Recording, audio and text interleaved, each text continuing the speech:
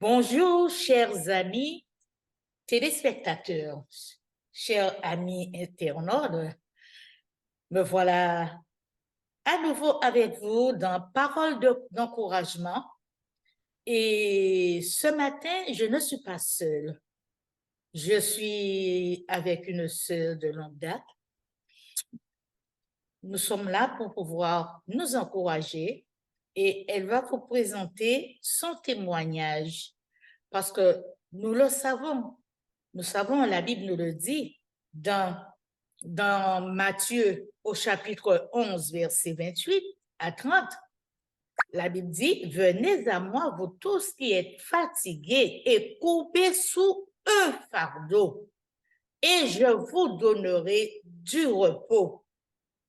Acceptez mes exigences et laissez-vous instruire par moi, car je suis doux et humble de cœur, et vous trouverez le repos pour votre âme. En effet, mes exigences sont bonnes et mon fardeau est léger. Chers bien-aimés, je peux vous dire que Dieu prend soin de nous. Il ne nous abandonne pas. Alors, je vais vous faire la connaissance de cette sœur, d'accord, qui aura l'occasion de se présenter et de vous témoigner le parcours du combattant qu'elle a fait avec le Saint-Esprit et comment elle est arrivée à là où elle est aujourd'hui et qu'est-ce que Dieu a fait pour elle dans sa vie, comment elle était quand elle a rencontré Christ. Alors, j'ai le soin de vous présenter notre sœur qui va se présenter. À toi, ma sœur. Bonjour, je suis la sœur Marianne. Le thème est bien choisi. Dieu prend bien soin de nous, hein, parce que je pense que sans lui, je ne serais plus là. Il m'a pris comme son enfant. C'est vrai qu'on est de mère et d'un père, mais il m'a pris sous son joug. Comme il dit si bien dans sa parole, je vous prendrai sous mon joug. Mon histoire est longue, mais en même temps, c'est un encouragement pour beaucoup. J'ai connu la sœur Boucault, hmm, ça fait quelques années quand même, hein. J'avais un fils de 1 an et demi quand je l'ai connu et il a 16 ans maintenant. Donc, ça fait de longues années. Et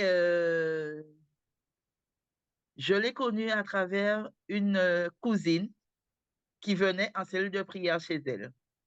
Je passais des moments très, très, très, très, très difficiles dans ma vie. J'étais une femme mariée. Mon mari m'a abandonnée commencé à m'abandonner et puisque il ne comprenait pas l'état de santé de son enfant, du deuxième enfant qu'on avait, et tout était à ma charge. Donc, c'est à ce moment-là que j'ai connu la sœur Boucault. Et le jour que mon fils ne marchait, j'avais une plus grande fille déjà, mais mon fils à 1 an et demi ne marchait toujours pas, et il ne marchait même pas encore à quatre pattes.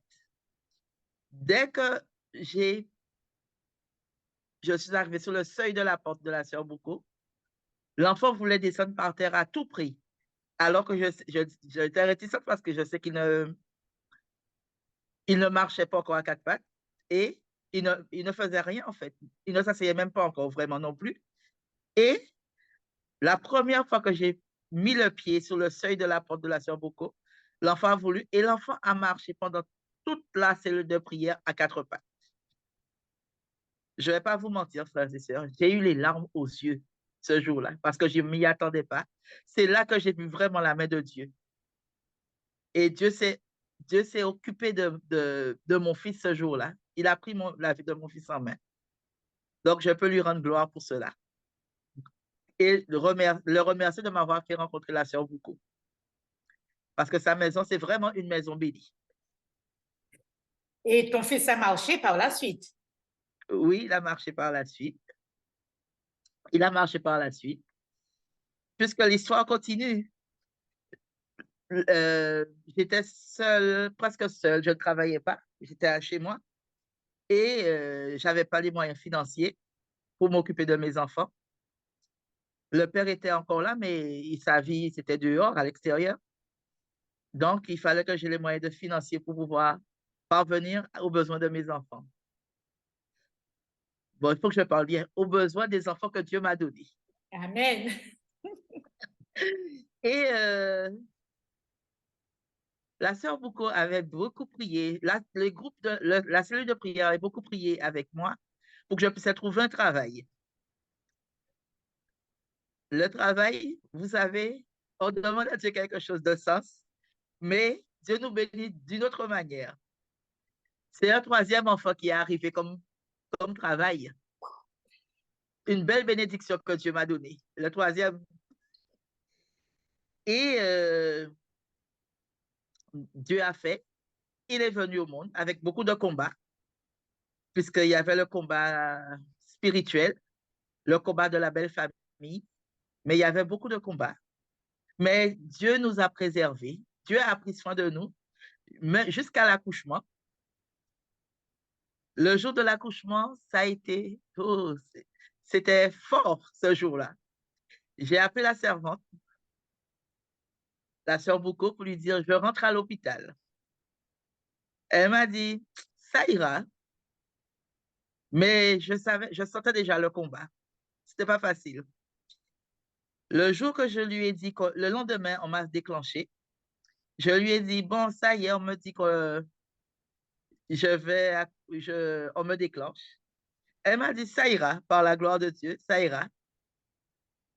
Ce soir-là, le déclenchement n'a pas fonctionné, hein, parce que c'est Dieu qui prépare son plan. Dieu a préparé son plan autrement. Le déclenchement, non. Le soir, ils m'ont donné à dîner vers 17h30, 18h. Ils m'ont dit, comme vous n'avez pas de contraction, vous n'avez aucun signe, on vous donne à manger.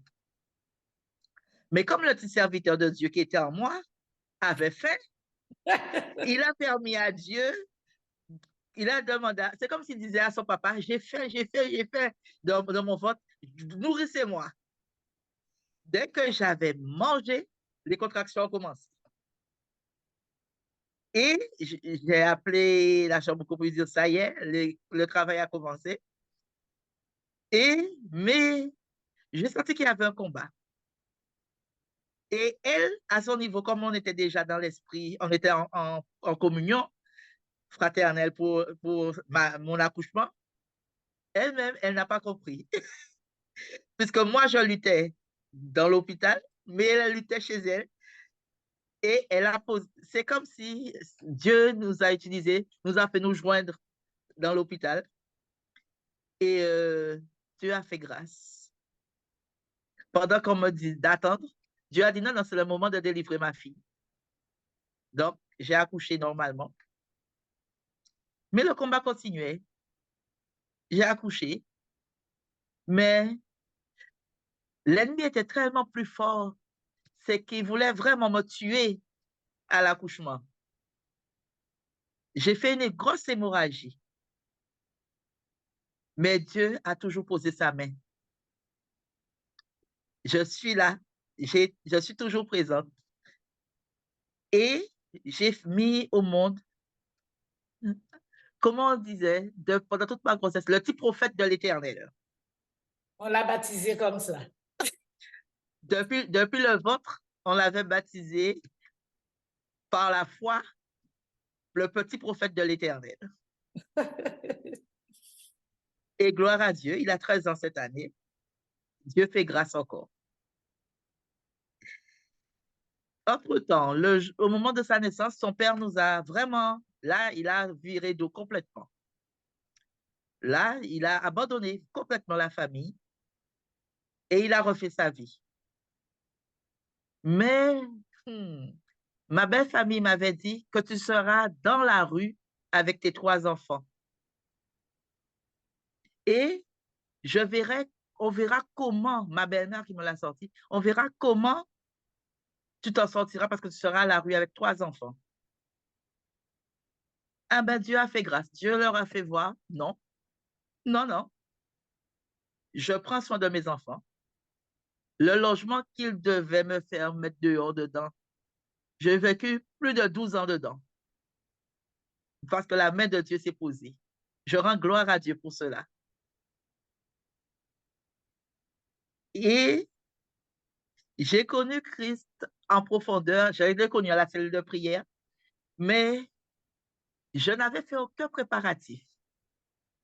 Quand Christ m'a vraiment appelé, on préparait, faisant partie du groupe de louanges chez la sœur Boucault, en préparant un jeune à recevoir le baptême.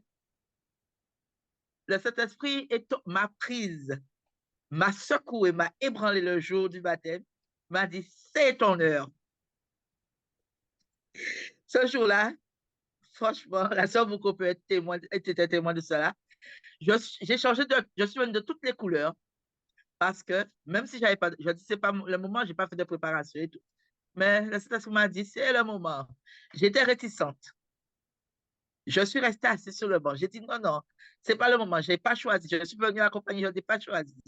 Vous savez, quand c'est Dieu qui nous appelle, j'ai senti 2 mains se poser sous mes pieds, parce que la main me poussait déjà, hein, mais j'ai senti 2 mains en dessous de mes pieds, le feu, et j'ai été élancée. J'ai dit, c'est moi. Je me suis levée et j'ai accepté le baptême. Dieu fait grâce comme il veut, quand il veut. Et quand nous disons souvent, Seigneur, nous t'avons choisi, mais ce n'est pas nous qui choisissons Dieu. C'est Dieu qui nous choisit. Toute la gloire lui revient. Mais après la naissance de mon fils,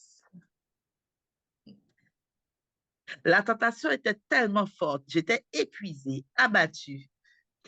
Je connaissais un petit peu la parole, mais je ne croyais pas vraiment quand Dieu disait, venez à moi, vous tous qui êtes fatigués et chargés. Je vous donnerai du repos. Je n'entendais pas encore cette manière. Je ne comprenais pas qu'est-ce qu'il voulait me dire par là. Je voulais du repos. Mais j'étais chargée, j'étais lourde. Mais ce n'est pas lourde embrasée par le Saint-Esprit. C'était lourde par les problèmes, par les œuvres de l'ennemi dans ma vie.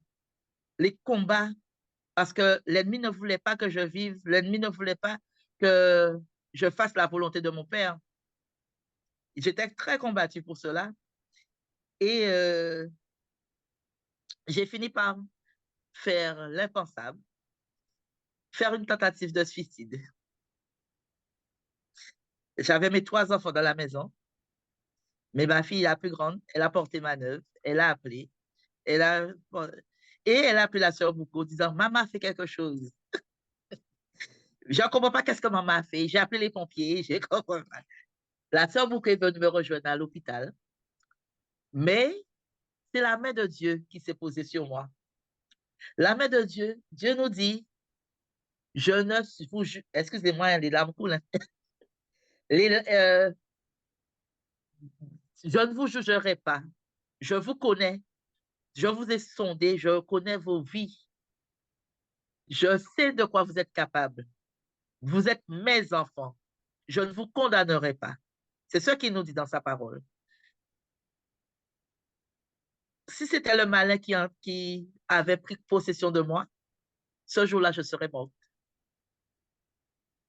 Mais la main de Dieu s'est posée et il m'a dit, reviens à moi, ma fille. Que je sois ton seul et seul maître. C'est ce que j'ai ressenti quand la main s'est posée sur moi. La chaleur que j'ai ressentie, la main de Dieu se posait. Il a envoyé le feu sur moi pour me dire, reviens à moi, ma fille. Mais il faut qu'on garde la main vraiment de Dieu. Il faut qu'on fasse vraiment attention, que ce soit Dieu seul qui nous dirige. Et il nous prend dans les moments les plus critiques de nos vies. On renaît de nouveau avec lui à partir de ce moment-là. Quand tu dis la main de Dieu, parce qu'il faut que les gens puissent bien comprendre, hein, la main de Dieu, mais c'est comment cette main s'est posée sur toi. Hein? Qu'est-ce qui s'est passé à ce moment-là? La main de Dieu s'est posée sur moi à travers la servante Boucault, à travers la servante Marie-Claude, puisqu'elle m'a imposé les mains. Étant sur le brancard dans l'hôpital, elle a posé la main sur moi, mais l'Esprit de Dieu, hmm, elle a prié, elle a prié avec moi. Et tout ce que j'avais, puisque c'était des comprimés que j'avais avalés, quand, quand la prière était achevée, à peine achevée, j'avais déjà vomi tout ce que j'avais avalé. Tout ce que j'avais avalé. Et malgré ma souffrance, j'ai rigolé quand cela s'est fait, parce que la sœur Boucault a été voir le personnel de l'hôpital, leur dire, venez nettoyer. La main de Dieu s'est posée, venez nettoyer. Donc, c'est là que j'ai senti la paix. Et j'ai pris conscience ce jour-là que mon papa ne m'a jamais abandonné. Il a toujours été là. Mais je n'écoutais pas ça, je n'écoutais pas son appel, je n'écoutais pas sa voix.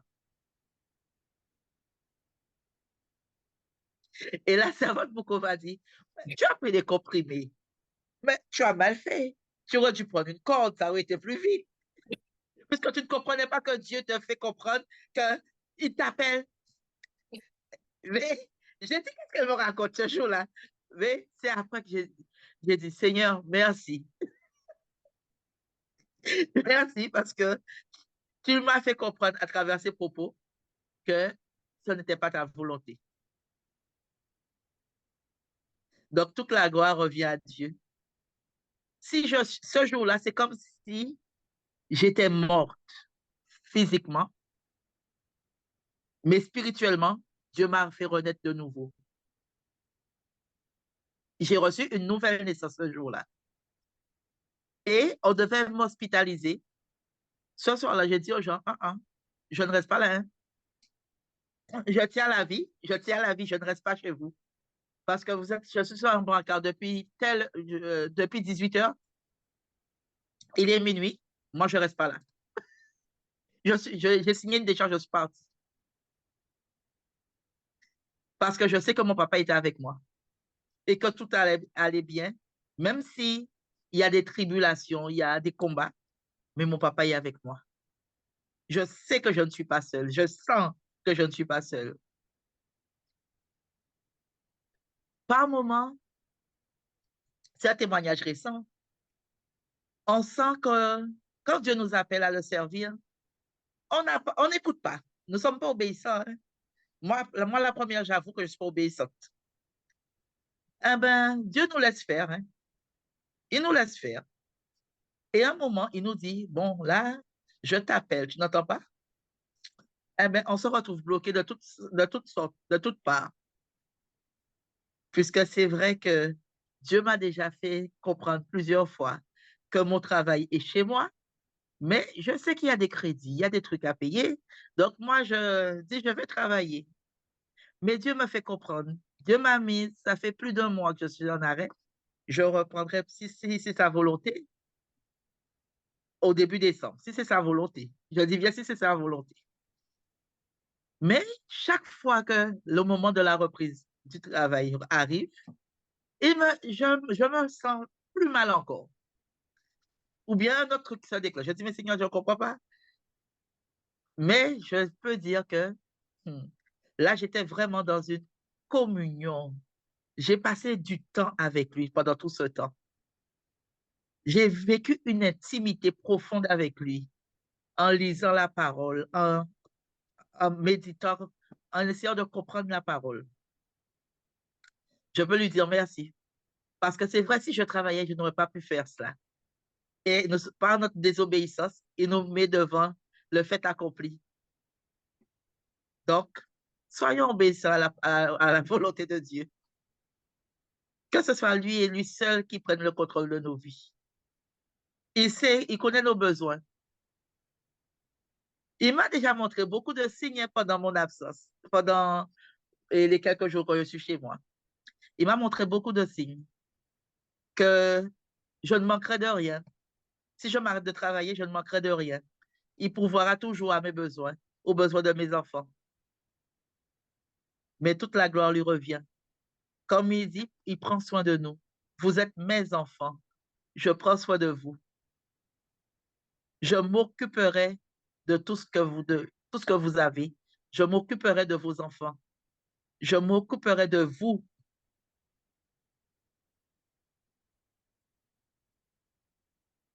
Peu importe la vie, peu importe les situations. Au moment, même dans un deuil, la main de Dieu se pose sur nous. Puisque quand on pense que, oui, on va pleurer, c'est un proche très proche, on va pleurer. Non, ce jour-là, non. Dieu nous console. Dieu nous rend forts.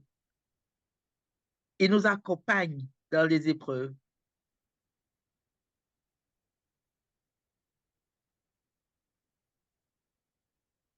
Et aujourd'hui, le petit prophète, il joue très bien au cas, mais qu'il fasse Seigneur pour la gloire de Dieu, qu'il fasse cela pour la gloire de Dieu.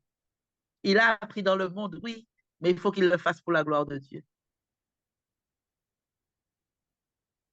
Pourquoi? Parce que pendant tout le temps qu'on cheminait en cellule, il aimait le cas, il est né avec le son du tambour dans la tête. Hein, il a été conçu, il a été conçu hein, avec la musique, d'accord?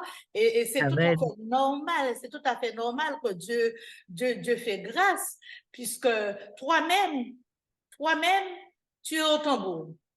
D'accord? Oui, D'accord? Nous aurons l'occasion de faire un show ensemble, hein? Hein, parce que amen, nous devons témoigner de la grâce que Dieu nous fait, ce que Dieu fait dans notre vie pour pouvoir encourager quelqu'un d'autre. Parce que nous vivons dans un monde où nous sommes jugés rapidement. D'accord? amen, Les gens nous jugent, c'est la discrimination, d'accord? Même au niveau des parents. Hein? Tu au travail, c'est la pression, le trouble. Hein? Mais nous devons savoir que tout le monde fait face au fléau de la vie. D'accord? Que nous ne sommes amen, pas seuls. Et c'est pourquoi ce jour-là, quand tu étais à l'hôpital, je t'ai dit que je ne suis pas là pour te juger. Mais arrête de faire du chantage avec ta vie. D'accord? Arrête de faire du chantage. Tu ne peux pas forcer un homme de t'aimer, de t'abandonner si c'est ce qui est dans sa tête. Laisse-le aller et Dieu fera. Et amen, comme j'ai toujours dit à Marie-Annick, quand elle s'est trouvée enceinte de son troisième enfant, je lui ai dit, ma chérie, ne te casse pas la tête, nous ne sommes pas là pour avorter. Tu gardes le petit prophète du Seigneur parce que c'est la clé. Il sera la clé de toutes tes bénédictions, bénédictions financières que tu rencontres là. C'est lui qui sera la clé. Et effectivement, il a été cette clé qui a déclenché les bénédictions. amen, D'accord? D'accord? Il a déclenché, mais nous savons que nous ne pouvons pas garder les yeux tout le temps sur Dieu, surtout quand on est confronté à toute cette pression. Elle a faibli, elle a failli, mais le diable ne l'a pas emporté. amen, À toi, amen, à toi.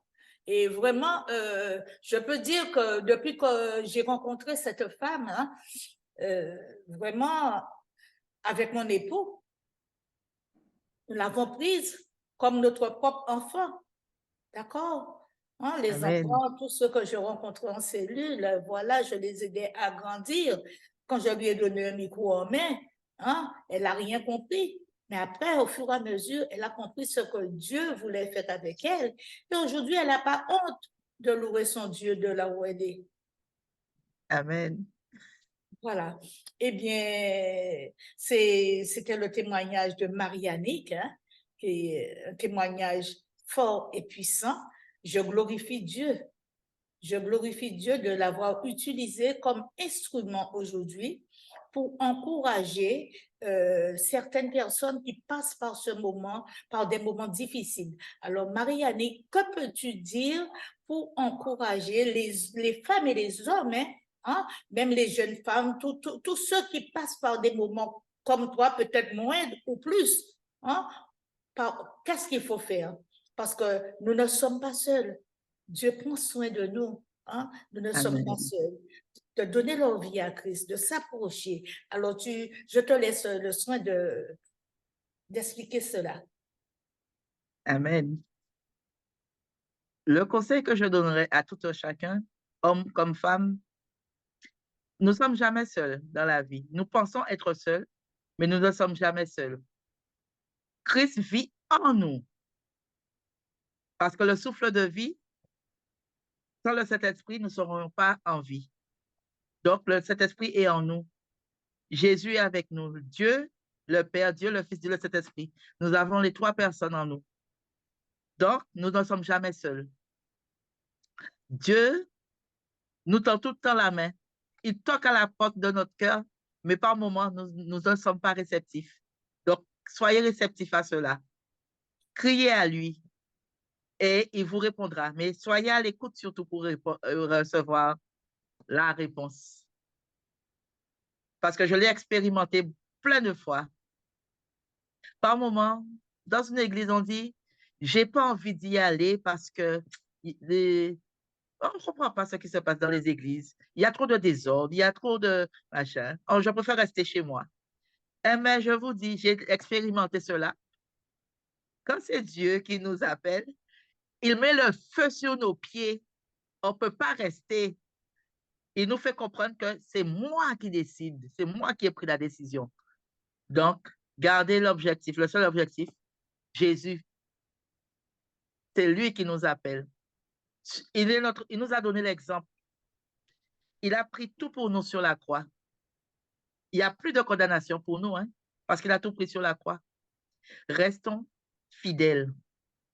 Nous sommes des infidèles, hein, mais tenons la main de Jésus et il nous conduira. Et, frères et sœurs, quelque chose que j'ai toujours compris, nous sommes tous des appelés en Christ. Nous sommes tous appelés. Nous avons chacun des dons que Dieu met en nous. Mais Dieu nous appelle à nous compléter pour que son œuvre soit établie. Comme il dit, il est le corps de Christ, mais nous sommes chacun un membre de ce corps. Nous avons chaque un travail à faire, peu importe la religion, peu importe, c'est la foi qui sauve. Nous devons garder la foi en Dieu. Tenir sa main. Il est fidèle, hein? Nous sommes des infidèles, mais lui, il est fidèle. Il nous demande, il sait que nous ne sommes pas parfaits, mais de tenir le cap, de tenir la voie, de marcher sur le bon sentier, qui est Jésus-Christ de Nazareth, la seule solution. Amen. Amen, amen, amen, amen. Eh bien, Marie-Annick, hein, je suis doublement ravie de ce que l'Esprit de Dieu a fait pour toi et pour moi aujourd'hui. Tu as osé. Tu as Amen. osé témoigner. Tu n'as pas eu honte de témoigner à visage découvert, d'accord, de ton expérience avec, avec Dieu, le combat que tu as mené entre les deux forces. Nous avons la force du mal et la force du bien. Mais Dieu te dit dans Deutéronome 28 de choisir la vie. Hein, de choisir la vie. C'est lui-même qui nous dit qu'il y a la vie et la mort, mais de choisir la vie. Je glorifie son nom dans ta vie et il se peut que prochainement, tu auras encore d'autres témoignages à faire pour encourager les âmes, d'accord? Alors, nous nous donnons rendez-vous à une autre fois. Que Dieu te garde. Sache que tu n'es jamais toute seule parce qu'il te dit, ne crains rien, je t'aime, ma fille. D'accord? Ne crains rien, je t'aime. C'est une promesse qu'il a fait, hein, qu'il t'a fait, qu'il m'a fait aussi. Amen. Moi aussi, j'ai mon passé, d'accord? J'ai eu un passé et il fallait que j'ai ce passé-là pour devenir la servante que je suis aujourd'hui. Amen. Alléluia. Alors, nous allons prier. Je te laisse le soin de... Attends, avant ça, je peux lui rendre grâce, hein? puisque c'est vrai que le canal a été ma cousine, mais c'est Dieu qui a permis à ma cousine de me conduire vers toi. Alléluia. Parce que,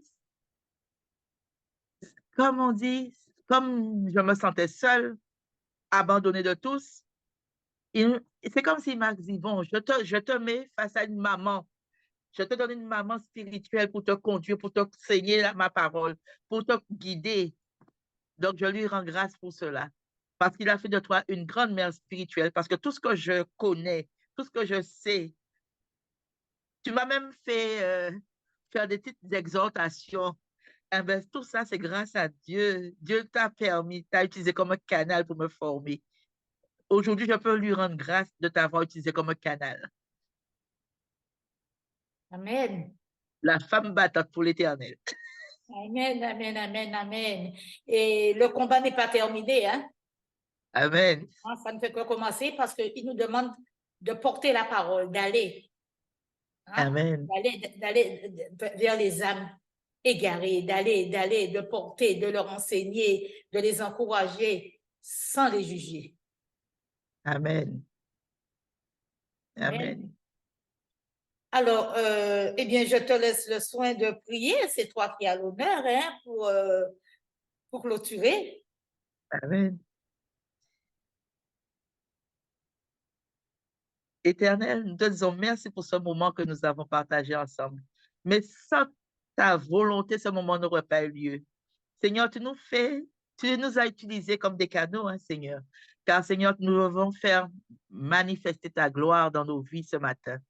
Ta gloire pour tous les bienfaits que tu fais dans nos vies, Seigneur, dans les bons comme dans les mauvais moments.